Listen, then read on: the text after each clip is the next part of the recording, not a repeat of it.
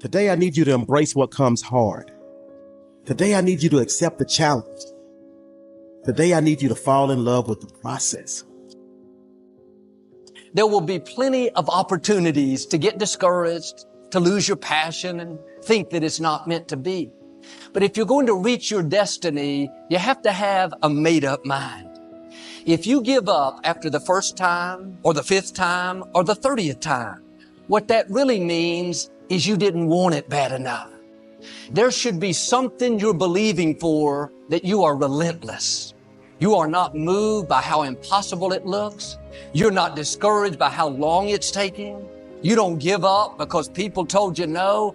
Your attitude is, if I have to believe my whole life, I am not going to stop believing. I am not going to take no for an answer. I'm not going to settle for mediocrity. I'm going to keep pursuing what's in my heart. And ask ourselves, what do I really want? What do I really want? And write it down. Writing causes thinking. Thinking creates an image.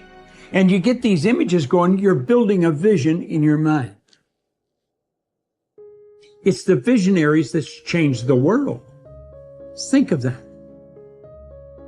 But what keeps that competitive edge, what keeps you on top, is the ability to think and prepare mentally over and over and over again.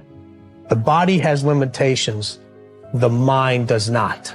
We focus so much on what goes on from the neck down that we forget it all starts from here. Everything starts from there. If you're not mentally ready, you're never really physically prepared. And that's where the preparation starts. What would your life be like as you look toward the future if you decided, I'm not going to allow my fears to stop me? And I'm saying to you, whatever you got to do it, because if you don't, life is going to whoop you until you surrender. So when you're young and you make mistakes, don't let them eat you up, because everybody that done made it. You got to fail in order to win. Hey, look, man, to understand how to hit the game winning shot, you got to miss the game winning shot. You know, you got to be tough, because the road to success is always under construction. It's never a clear path to success. The people who become successful are the people who have a relentless attitude. And you just got to hang in there through the bad breaks, because the bad breaks is coming, but they usually come right before the big break is about to happen. You get a series of bad breaks and it stumbles up a lot of people. My life and my success is to say to anyone, you can stumble, you can fall, you can get back up again.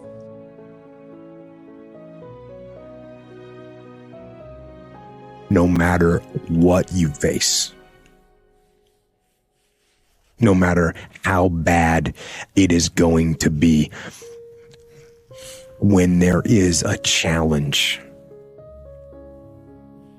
and by a challenge, I mean anything in life, any challenge, anything that you're facing, the only way to overcome the challenges that you face is to start walking. Take that step every day, no matter what you are facing. Get up and start walking. I have the ability to see the end before the beginning even begins. And what that means is I know that to get to the very end, I can see it right now.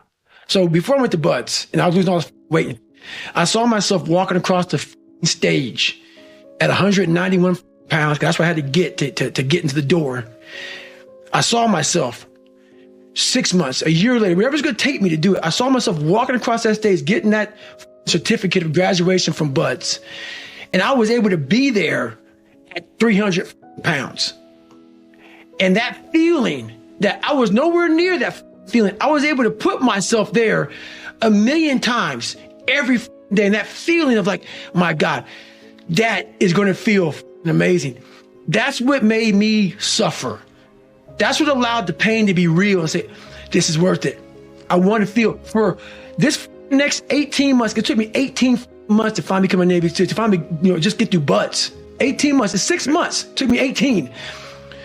That's what woke me up every morning was, I'm going to put myself through this much pain and suffering for a few seconds. That's all it is. A few seconds of joy. And it's so worth it, man. I said, people don't get it. So I'm able to put myself at the finish line, even though I have no finish line, but at the finish line of an event before I even start the to say, how are you going to feel at the end of this? Visualizing is my biggest tool of life. That's why I've been able to put myself in cold water, put myself in a 100-mile race millions of times before I've done it. And I'm able to go through the race and see how I'm going to feel at mile 50, almost to the exact feeling. Right. So when it comes up, it's no surprise. It's a surprise. I've already done this a million times. I recommended the last time I was here, the little book, Richest Man in Babylon, and I said, I've lectured now to over 3 million people. Guess how many have actually gone and got this little book? Answer, very few.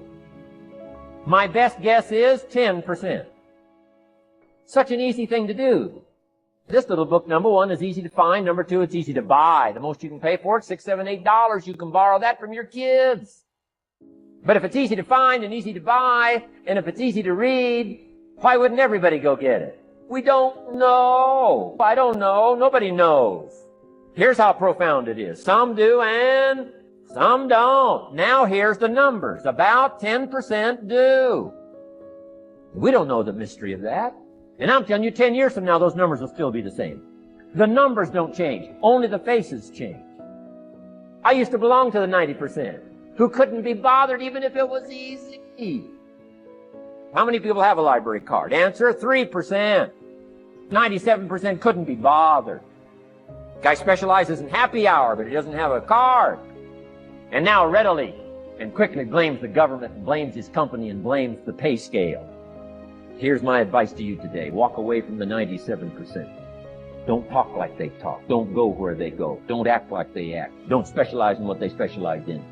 Throw away the blame list they cling to. You got to be consciously conscious today because your environment can hypnotize, mesmerize, and paralyze you. The other thing is take full responsibility for your life. Oscar Wilde once said, responsibility is what we expect from somebody else. This is very true. Most people dread accepting responsibility. That's just a fact of life, and we can see it in operation every day. We can see ourselves getting hot under the collar when the dentist keeps us waiting, and we're sitting there reading old magazines when our appointment was 30 minutes ago. And we don't stop to think that we forgot to mail in this month's mortgage payment. We can see ourselves growing angrier and angrier because a business contact is supposed to call at noon, and here it is almost 2 o'clock, and the phone still refuses to ring. But we don't stop to think about the calls we ourselves have forgotten to return while we've been so busy fuming. We can see ourselves writing an angry letter to the airline because a flight was delayed, but we don't write an angry letter to ourselves when we're late for something, even though that might not be a bad idea at all. Yes, we can see avoidance of responsibility all the time in both our personal and professional lives. And here's something else we can see just as often. We can see that most people aren't as successful as they wish they were. Do you see there's a connection between these two very common phenomena? I certainly do, and by the end of this session, I hope you'll agree with me. I hope you'll understand that it's in your best interest to take responsibility for everything you do. But that's only the beginning. I'm also going to suggest that many times it's even best to accept responsibility for the mistakes of others, especially when you're in a managerial or leadership role. I can hear you saying, what? Accept responsibility for someone else's mess up? Why would I want to do something like that? Well, that's a fair enough question, and over the next few minutes I'll try to answer it. One of my weak points in my personal life is I don't like technical stuff. So even though I have to be on Twitter and Instagram and Facebook, I don't care for that. So guess what? I find somebody who loves to do that. You know, I find somebody who has a strength where I have a weakness and I partner with them. All you're trying to do is get to the goal. No one gets there by themselves. Everybody needs help. Now, when you know what you got going for you, be confident, not cocky. Managing your strengths, knowing what they are, and don't let nobody talk you out of it. And that gets you fight ready. You get fight ready like that. You got to know you. Helps you develop your skills. All the while, you're developing your strength. You just got to keep developing the strength. Don't let anybody talk you up. At the same time, you must work on improving your weaknesses. So I've had to, in spite of myself, get on Instagram, get on Twitter, get on Facebook. I got to do the videos whether I want to or not because the world is moving to social media. If I had as many followers as Kim Kardashian, I probably wouldn't even have to do this TV show. During the years when professional basketball was just beginning to become really popular, Bill Russell, who played center for the Boston Celtics, was one of the greatest players in the pro league. He was especially known for his rebounding and his defensive skills. But like a lot of very tall centers, Russell was never much of a free throw shooter. His free throw percentage was quite a bit below average, in fact. But this low percentage didn't really give a clear picture of Russell's ability as an athlete. And in one game, he gave a very convincing demonstration of this. It was the final game of a championship series between Boston and the Los Angeles Lakers. With about 12 seconds left to play, the Lakers were behind by 1 point, and Boston had the ball. It was obvious that the Lakers would have to foul one of Boston's players in order to get the ball back. And they chose to foul Bill Russell. This was a perfectly logical choice, since statistically, Russell was the worst free throw shooter on the court at that moment. If he missed the shot, the Lakers would probably get the ball back, and they'd still have enough time to try to win the game.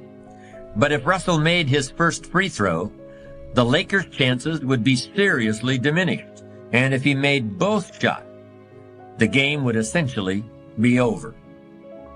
Bill Russell had a very peculiar style of shooting free throws. Today, no self-respecting basketball player anywhere in America would attempt it. Aside from the question of whether it's an effective way to shoot a basket, it just looked too ridiculous. Whenever he had to shoot a free throw, the 6'11" Russell would start off holding the ball in both hands about waist high. Then he'd squat down, and as he straightened up, he'd let go of the ball. It looked like he was trying to throw a bucket of dirt over a wall. But regardless of how he looked, as soon as Bill Russell was fouled, he knew the Celtics were going to win the game. He was absolutely certain of it. Because in a situation like this, statistics and percentages mean nothing. There was a much more important factor at work, something that no one has found a way to express in numbers and decimal points. Simply put, Bill Russell was a player who wanted to take responsibility for the success or failure of his team. He wanted the weight on his shoulders in a situation like this. No possibility for excuses, no possibility of blaming anyone else if the game was lost, no second guessing. Bill Russell wanted the ball in his own hands and nobody else's. And like magic, even if he'd missed every free throw he'd ever shot in his life before this, he knew he was going to make this one. And that is exactly what happened. That is what virtually always happens when a man or woman accepts responsibility eagerly and with confidence.